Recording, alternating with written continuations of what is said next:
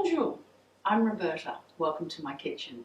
Today we're making Provençal Pistou, that punchy garlic and basil sauce from the south of France. Similar to pesto from neighbouring Liguria, but much simpler.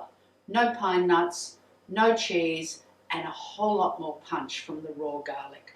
So we have a couple of cloves of garlic, which I'm not going to chop up because we're going to pound this in a mortar and pestle.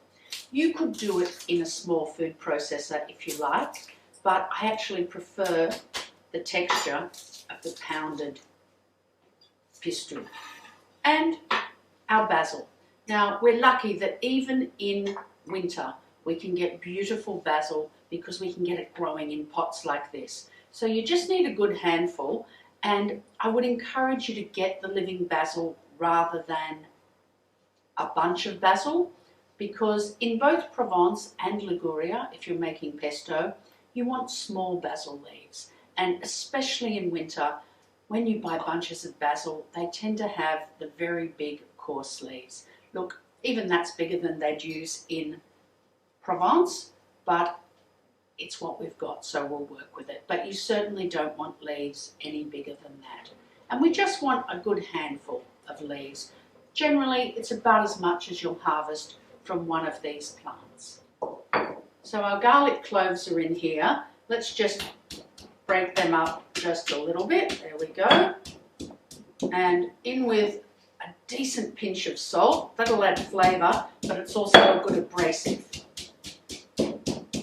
Now, I did try and make this in my little mortar, which is cast iron, and the garlic and the cast iron reacted and I ended up with grey garlic. So you do need a stone mortar. If you don't have one, just use a stick blender or a food processor. And you're grinding more than pounding because you just want to turn that salt and garlic into a creamy paste.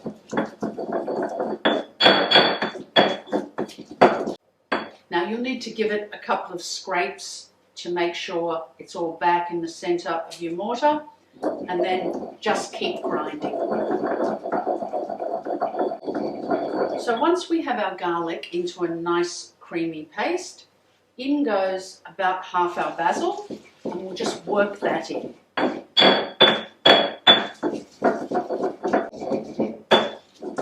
All right, that's broken down.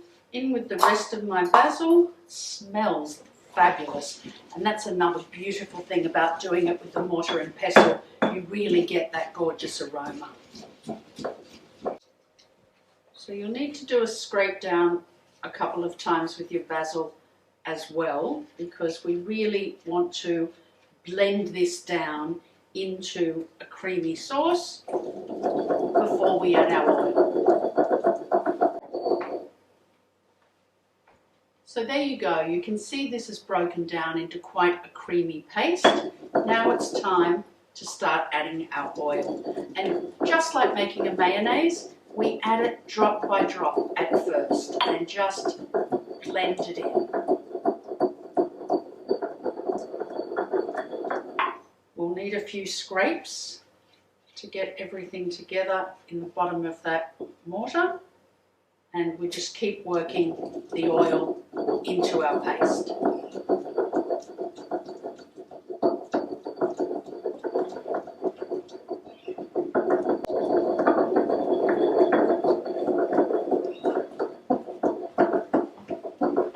Once you've got half the oil in there, it's a lot easier to mix. And you don't have to go as slowly, just like when you're making mayonnaise.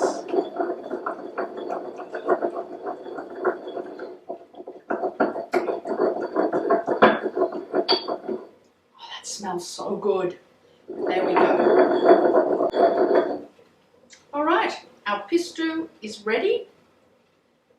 Let's get it out onto a nice white bowl so you can see just how gorgeous it is. There we go. Look at that. It's gorgeous. Smells gorgeous, smells of summer, and it's going to add so much life to our soup au pistou. Now, you could also use it as a dip with crudités. If you're doing that, it's great for people who love that real pepperiness of raw garlic. This is quite a punchy sauce. Once you stir it into the soup, it mellows quite a bit, but if you're going to use it like this, you better like raw garlic, and you better make sure everyone with you is eating it too. There we have it, a beautiful, vibrant green Provençal pistou. Happy cooking.